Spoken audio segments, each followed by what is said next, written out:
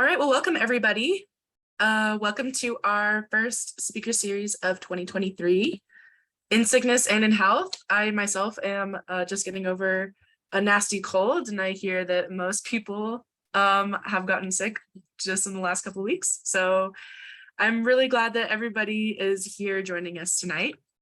My name is Clarice Wheeler. I am the Southern Nevada Programs Coordinator with Friends of Nevada Wilderness. And we are so excited to be kicking off 2023 with this really cool talk.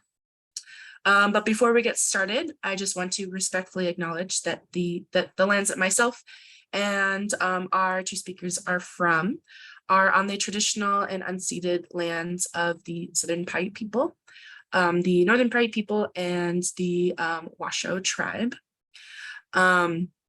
These peoples have been living on and with these lands and stewarding them for countless generations, and they continue to steward them to this day.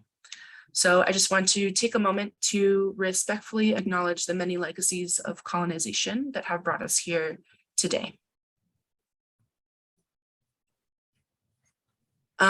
So if you are not familiar with Friends of Nevada Wilderness, we are a 501c statewide nonprofit organization focused primarily on protecting the wilderness areas and wildlands of Southern Nevada.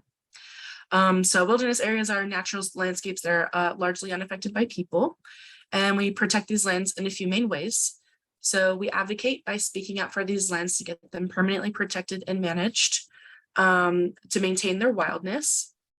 We educate by sharing the values and vision of wilderness and at community events, presentations just like this one, and finding common ground to protect our wildland heritage.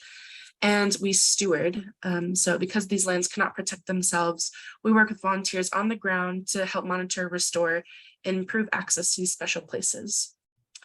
We hold this wild speaker series every first Thursday of the month by hosting a local environmental expert or an inside organization expert, just so for people who are interested in learning more about the outdoors and ways to get involved with conservation efforts.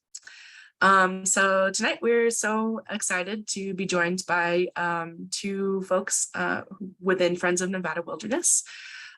We have our Southern Nevada Senior Stewardship Coordinator, Peter Sbraccia, and then our Northern Nevada Stewardship Coordinator, Megan Tait.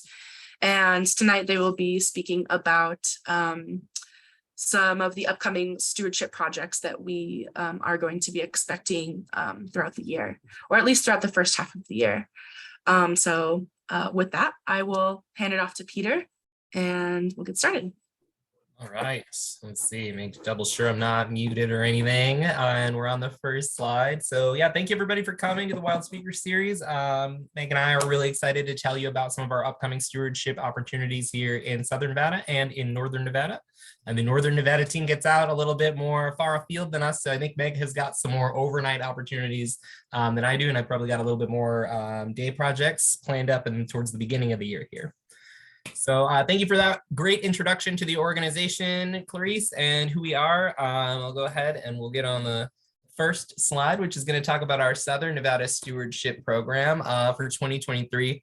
And we've got projects planned out through early June right now.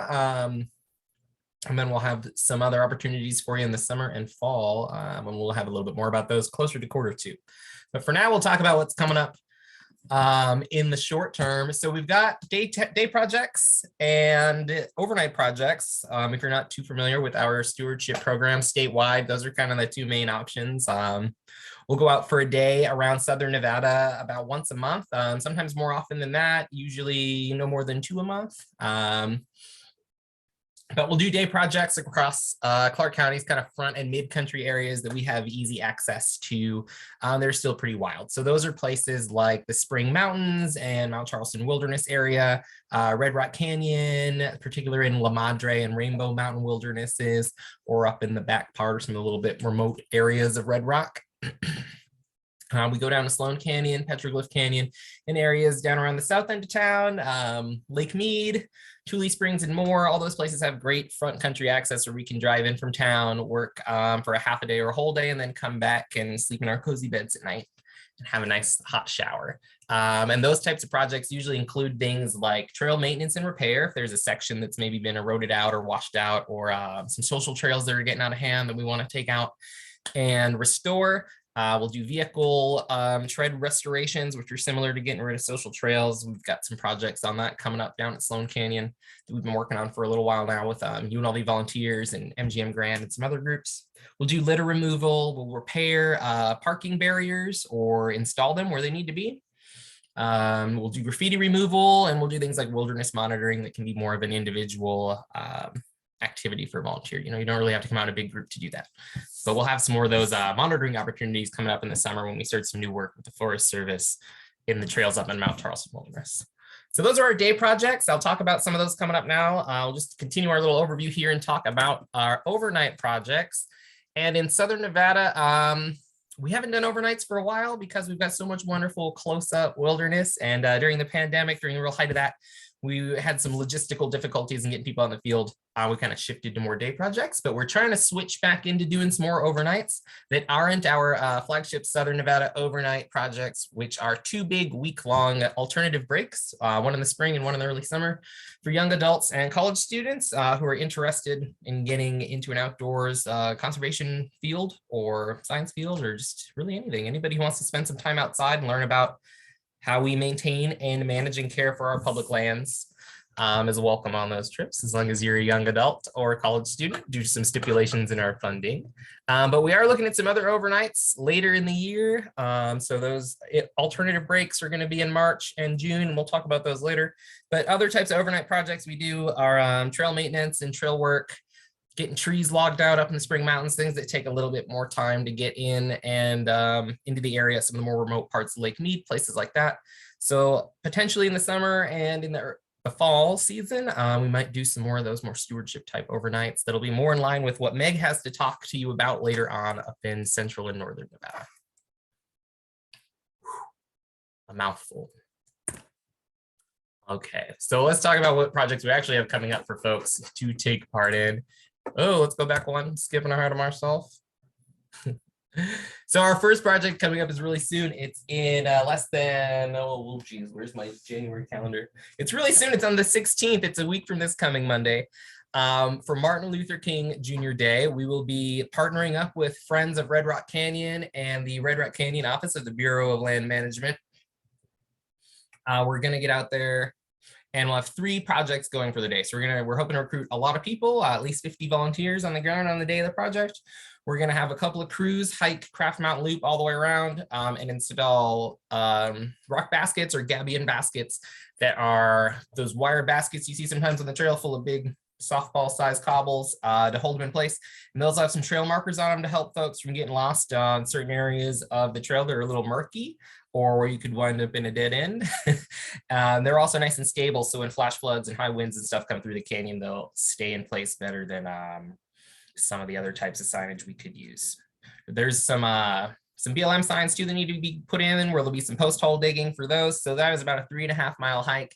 It's got a strenuous bit at the beginning where you're hiking uphill for a minute, but after that, it's all cruising through a beautiful canyon into wash. It is long. You will be carrying some tools and your water and lunch for the day. So if you feel like that is the type of experience you're looking for, we'll have that option for folks on the 16th. We're also going to be doing a bit of graffiti removal with a little bit more technical hiking, getting into Ash Canyon, which is nearby Craft Mountain there, to remove some graffiti. That's going to be at least a 3 mile round trip over uneven terrain and off trail with some class 2 and 3 scrambling, carrying packs, and some other supplies that will include water pump packs, chemicals, brushes, and a first aid pack. So we'll be looking for volunteers on that who are good, strong hikers and are interested in scrubbing some paint, not worried to get a little bit dirty. And then we'll have a third option, a little bit closer to the trailhead, a little bit more relaxed, but still much needed, picking up human waste and some dog leavings that people have already bagged up for us very politely, but they forgot to throw them away. All around the trailhead in the parking area, and a lot of micro trash like cigarette butts and bottle caps and broken glass. So we're gonna hit that hard with a group of folks cleaning up around the Craft Mountain trailhead, talking to people who are coming through for the day. It is a fee-free day because of the holiday to honor Dr. Martin Luther King Jr. So it'll probably get pretty busy throughout the morning and people will be wondering what the heck we're doing out there with all our trash grabbers and gloves in our tent. And they'll probably want to talk to you folks who hang out for the canyon cleanup. So we'll be doing that, like I said, on Monday, January 16th. We still have spots available and you can sign up on our website, RSVP today for yourself. We do request that if you want to do the graffiti removal or the Gabion baskets, that those are 18 and over, just because it's a little dangerous. There's chemicals involved with graffiti removal. There are sharp tools involved with the baskets. If you've got minors, they need to be accompanied by a parent or guardian. And we'll have some extra paperwork for you and they can help out with the canyon cleanup and all that greeting at the parking lot. Wish I do have a clock. I've been talking at you for 10 minutes. Good thing I'm almost done, huh? All right, everybody. So our next project coming up is going to be just right at the beginning of February. We're still working on the details with the Park Service over at Lake Mead, who manages the Chunktuli Springs National Monument we'll be working on. But that is scheduled right now for Saturday, February 4th. If you've been up in the area, you know that it gets a lot of litter. That's going to be our focus, is just sweeping through for trash. I do have a meeting soon with Park to talk about any other tasks we can complete out there. But Tule Springs is located up on the north end of town, on the north edge of the valley near Aliante, if you're not familiar with it.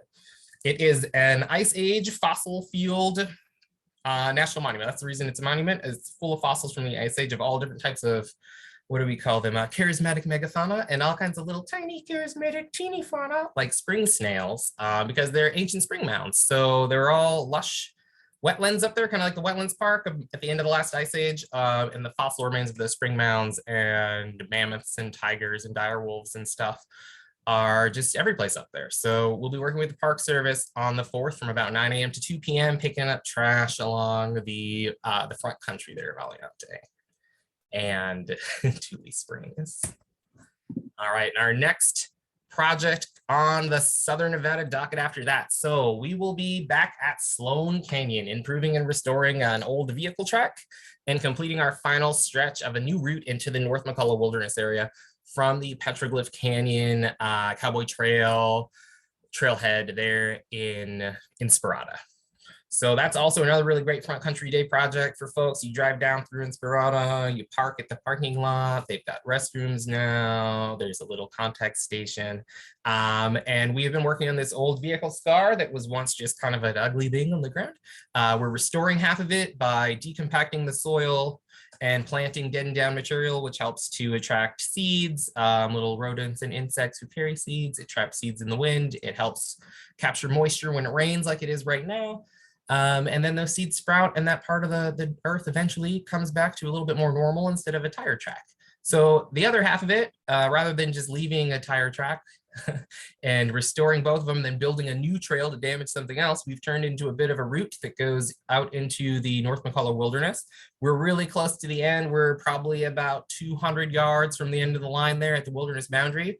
Of course, we're going to want to continue into the wilderness where the tread still is later. But for now, our goal is to hit that wilderness boundary and put in some signage about what goes on and what, more importantly, cannot go on in the wilderness, like driving vehicles or flying drones or any other stuff that happens in an area that's so close to the city. The importance of this project is that the Petroglyph Canyon resource area is super sensitive. And right now it's kind of the main route people are taking from Sbraccia to get down inside North McCullough. That limits access to the public, and it also is a detriment to the ancient resources in Petroglyph Canyon, which are related to a number of tribes from Southern Nevada and around the Southwest, I believe as far afield as some of the Hopi Pueblo. So yeah, that's just a really cool spot. We want to protect it. So if you want to join us on March 3rd, we'll be out there with UNLVolunteers from 9 till noon, working on the trail and getting that spot finished up with our friends at Sloan Canyon Bureau of Land Management. Ooh, there's something in the chat. What about Christmas tree pass? I hear from BLM that a schedule. Yes, Jim, there is a cleanup happening. We are assisting with the cleanup at Christmas tree pass. It's through a Toyota truck group. If anybody's got questions about that, feel free to email me at peter@nevadawilderness.org, and I can fill you in, since we're kind of providing some logistical support for that project, but not the recruitment of folks. But Jim, I've gotten your report via BLM, and thank you for getting out there, to you and Liz for cleaning up those ornaments ahead of us. That's a good segue because it brought up Christmas Tree Pass, which is located in the newly named and soon to be signed Avikwame National Monument down in the southern tip of Southern Nevada on some really important land to the Southern Paiute people and the folks down there in the Colorado River Valley, and to us up here too in Las Vegas, and everybody really who likes natural public lands and beautiful places. And that's where our alternative spring break 2023, which is going to be from March 13th to 17th, is going to be taking place at in the newly formed Avikwame National Monument. Will be based out of the historic Walking Box Ranch, just west of Searchlight, Nevada, and a hair south of Wee Thump National or Wilderness area, where we might be doing some restoration work at. We've got some projects down in Avikwame identified through BLM in different places, and we'll be working at the ranch too to help them take out some stuff and restore some of the historic areas there on the property. So if you're not familiar with Walking Box Ranch, it's an old movie ranch / dude ranch from way back in the silent movie era. Claire Bow and can't think of another guy's name right now, but they were they had a ranch down there, and we've been welcomed to camp there by BLM and friends of Walking Box Ranch, which is great. So to tell you a little bit about Alternative Spring Break, it's our flagship Southern Nevada Stewardship overnight experience. This will be our 12th ASB. We run 2 a year now.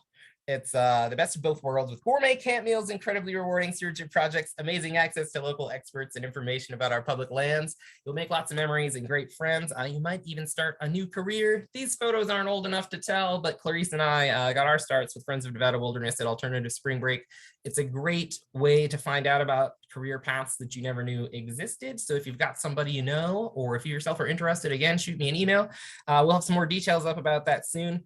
But we do everything while we're out there. You'll learn about setting up camp if you've never camped before, running a camp kitchen. We'll do some hiking. We'll do some stewardship, some restoration work. We might visit some springs. And then we've got another one in June. If you're not on the regular NSHE schedule and your spring break is at a different time, don't worry. Early in June, we'll be up in the Spring Mountains camped out at Mahogany Grove Group Campsite for our alternative summer break 2023. So these are some photos from inside of Avikwame, just to show you kind of the area we'll be in. And then I'm going to hand it off to Meg because I've talked for plenty of time, I think. So this is a photo by, let's see, this is from the Highland Range down in Avikwame.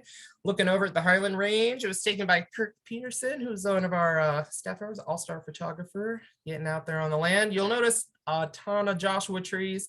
If you've ever driven down from Searchlight towards Nipton, you'll be in the Joshua Tree Highway there.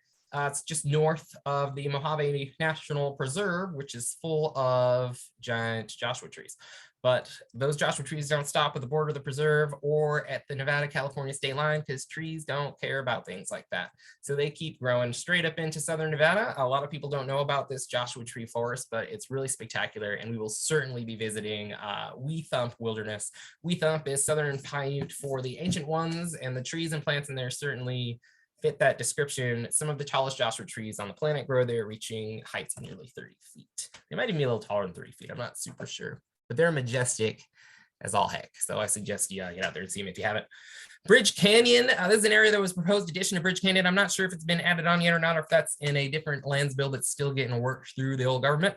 But this is another photo by Kirk. And looking at these beautiful metamorphic mountains that are down there. The landscapes are really amazing. It's just a wonderful and spectacular place to get to be in. And we'll be really lucky to get to bring a group out there and introduce them and do some work. This is a photo of the Castle Peaks from the Nevada side, taken by a good friend of Nevada Wilderness, Alan O'Neill. You can just see these beautiful mountains. If you've ever driven down to California on I-15 or down 93 down there, I'm sure you've noticed these peaks off in the distance. I don't know if we'll get quite this close to them on ASB, but you'll certainly see them while we're in the area. A lot of yucca, a lot of Joshua trees. It's just really pretty out there. Well, with that, I'm going to put you guys in the great hands of Meg Tait, our Northern Nevada Stewardship Coordinator, and she'll talk about all the stuff we've got going on north of Clark County. Thanks, everybody. Thanks, Peter. Yes, I am Meg Tait. I am the Northern Nevada Stewardship Coordinator, and I have been working for Friends since 2018. Oh. Do you want to switch or do you want me to click your slides? Can you? Yeah. Okay. Thank you. Thanks. I've been working for Friends since 2018. I was on the trail crew for 4 summers. And in 2020, I was on staff as a stewardship coordinator, and I was able to go out on a bunch of these projects, get to meet a bunch of volunteers. A few of you I've been seeing today already on here. And I'm really excited to share with you today all our plans for this 2023 season. Just a disclaimer, we don't have the majority of the dates for these projects. It's just for everyone to get an idea and to get excited for what types of projects we'll be doing, kind of what locations we'll be at. And then there are a few projects that we have dates for. And in Northern Nevada, we do a project drop date. So just so everyone keeps in mind, if you want to know about this date, it's normally at the beginning of April, and all our projects get uploaded to our website, and that kind of opens it up for everyone to start RSVPing. A lot of our projects do fill up pretty fast, so it is good to have that date on your calendar. And the way you find out about this date would be to either follow us on Instagram, which is where we do a lot of our updates and posts and stories about what we're going into the season. And you could also sign up for our newsletter or e-news, and that way you can get also these updates and when that date will be that all our projects go out.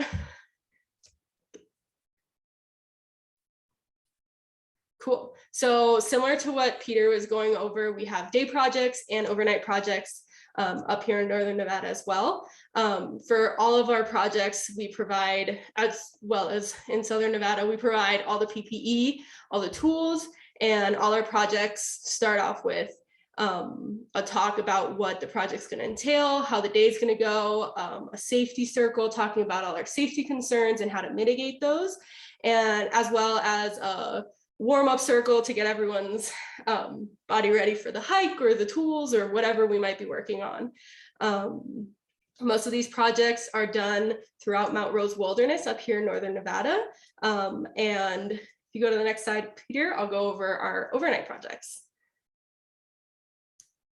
Thanks. Our overnight projects are out in remote areas of Nevada. It is really awesome to get out into some of these spots. These overnight projects normally go from Friday to Sunday, Friday being the day that we drive out to these locations.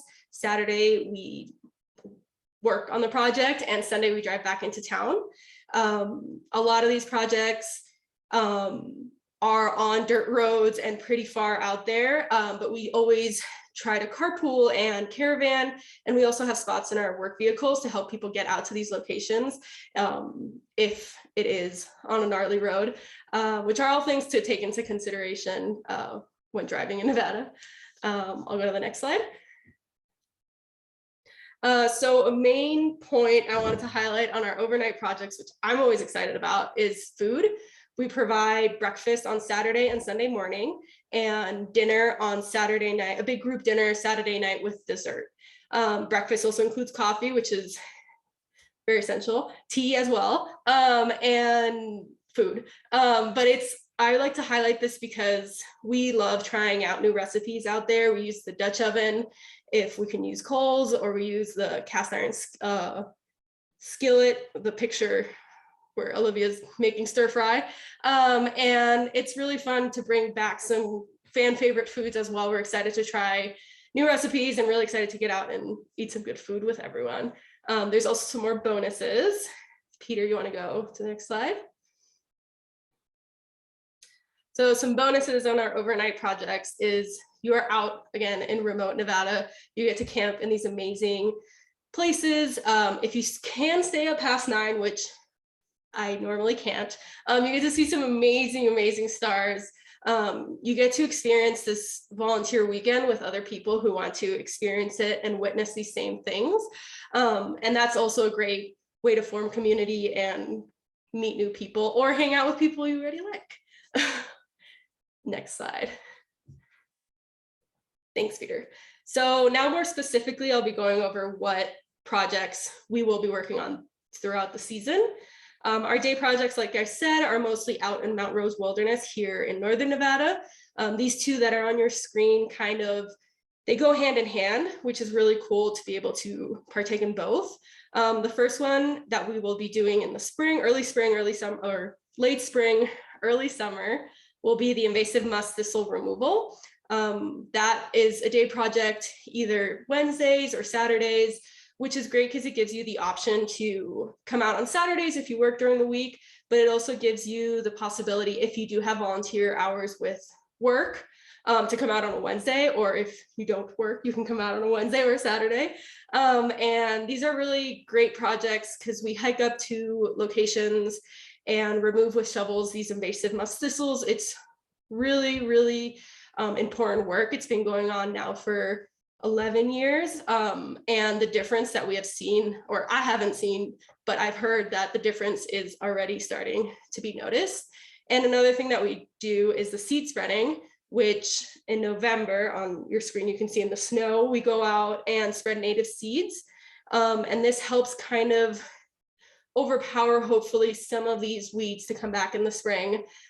We do this in November so that the seeds have time to freeze and then germinate, hopefully overtaking some of the invasives and kind of balancing again those areas, trying to bring them back to the most native state.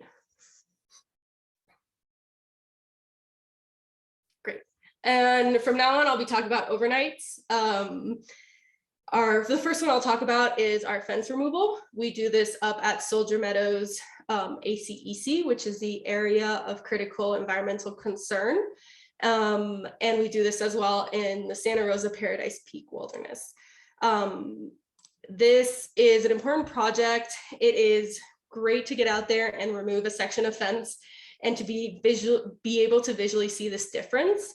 It is removing the T-posts and the barbed wires, as well as whatever wood or stakes get used to make it stable enough. And these are all fences that are unpurposeful right now. They don't have a purpose. They used to, and they don't have any purpose anymore. So we go in and we remove them, pile them up, and then they get transported out. And these projects, Peter, if you want to go to the next slide.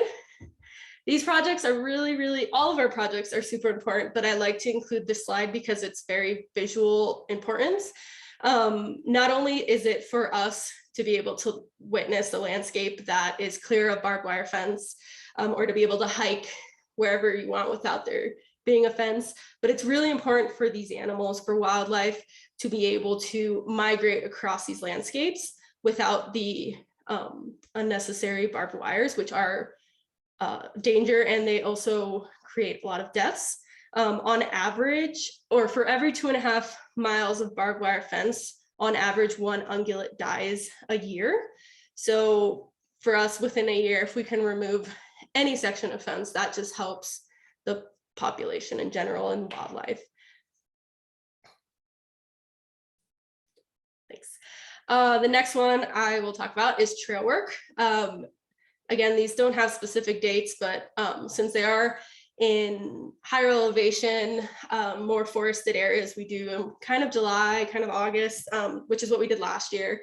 And these are great projects to get out onto these trails and work on improving them for hikers and making them safe for packers as well.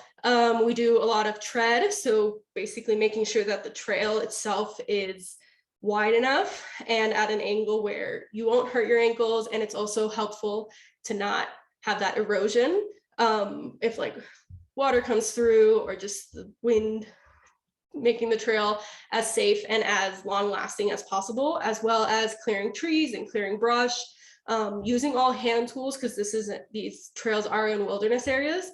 It's hard work, but it's very, very satisfying to be able to work your way up a trail during the day.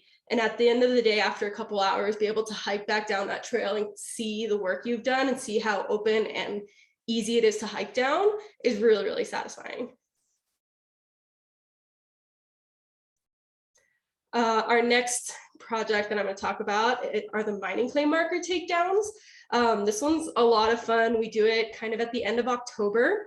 It is super important because these PVC pipes are uncapped or unfilled. So they're basically a vessel for birds, bats, bees, any critters really to fly in or to crawl into these pipes and essentially die because they can't fly out or crawl out. So it is really heartbreaking to take down these mining claim markers and see so many dead creatures come out of them. So the more that we can take down, the better. And we like to call this kind of our Halloween project. Fall festivities. We made a specific fall dinner and fall dessert last October, and we also had a costume contest. It does get really chilly out there at the end of October. This is central Nevada, but it's a lot of fun, and you get to see some amazing spots. And then these are overnight projects that we do have dates for. The Black Rock Rendezvous is going to be the weekend of Memorial Day, and this is held on the Black Rock Playa. It is a great family-friendly event. It is really easy access, huge group of people camp out. And then throughout the weekend, it's a four-day weekend. Throughout the weekend, there are service or stewardship projects, such as cleaning up the hot springs, installing fence in areas that need to be closed off to vehicles or people. We also, last year, for example, cleaned up a burn scar on the playa. And then there's trivia night. We have a Dutch oven cook-off, which is a lot of fun. And it's just a great event to come out onto playa. We have people come out to talk about the archaeology of the area, the soil composition, different topics about the Black Rock Desert, High Rock Canyon, Immigrants Trail, National Conservation Area, and just to learn all about this area and get to see it. Great. National Trails Day would be the weekend after that. That is June 3rd to June 5th. This one is going to be up at Stevens Camp. We work on the Upper High Rock Canyon Trail, which is the only non-motorized trail within the NCA. Within the Black Rock NCA. And it is a great project to work on. It holds a lot of moisture along the trail, so it grows pretty quickly. So going back every year really gives us a chance to make sure that it's open and accessible to hikers. And within this weekend too, there is a cabin cleanup. Sometimes it gets painted, whatever maintenance needs to get done around Stevens Camp, that's the weekend that we do it. It's a great, again, it's far out there. It's the northwestern part of the NCA. So it's great to see this beautiful place for a project. Great. And then National Public Lands Day. I know I'm getting ahead of myself, but these are the projects that I have dates for. So I wanted to share with everyone so we all can get excited for them. This is September 22nd to September 24th, and this gets done at Soldier Meadows Cabin. During this weekend, we also do cabin maintenance, sign installations, illegal route closures, and fence removal, which I touched on before. So we'll be going back to Soldier Meadows and removing more of this fence, this barbed wire fence, and creating, again, more area for migrating wildlife to be able to roam. I think, yeah.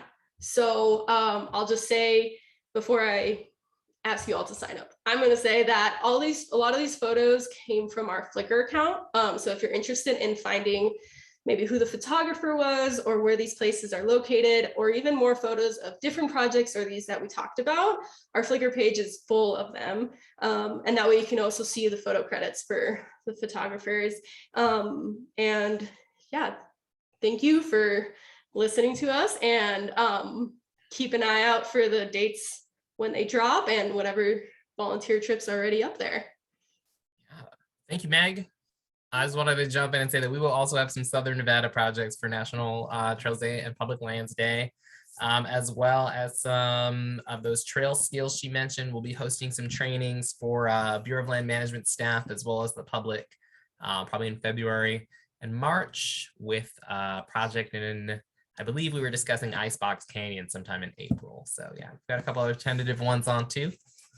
What's the next slide? all of our events are going to be up on our calendar page there. Yeah, we've got a little bit less of a winter down here, so we get to work in January and February a little more than up north, I think. But the northern projects are there too, as well as, and Clarice has posted the link in the chat. Once our spring monitoring program gets back up and running, we should be in a couple of months. Those will be posted there as well. All of our emails are going to be first name at NevadaWilderness.org if you want to get in touch with anybody. I think that's the end of the slideshow. Yeah, there we go. There's our emails. All right. Thanks, everybody. So do you have any questions for us? Yeah, now's the time to take questions. The link that I post in the chat will take you directly to our calendar of events. And at the top of that page, there's like kind of a toggle for Northern and Southern Nevada events, if you are interested in seeing one or the other. Otherwise, it'll just show the whole state's events. But yeah, we'll take any questions. I know North and South will be out at outreach events throughout the year as well. If you want to come have any questions in person for us. And yeah, I saw a lot of familiar faces in the audience. Thanks, everybody. And Thank Donna. you, Jim. Thank you for getting Nice us started meeting on you those. all. I am the Thule Springs. What time is that? Right, we're aiming for, it's probably going to be a 9 a.m. start, I'm guessing, because it's kind of just our usual Saturday type time. But I will be meeting with folks with that soon to get that nailed down, and we'll get it up on the site soon. But right now, I think I've got it penciled in for 9 to 2. Okay, thank you. You're welcome. Thank you. All right. Any questions? Let's see. It's summer. Yeah. I can't wait for summer as well. Oh, for spring.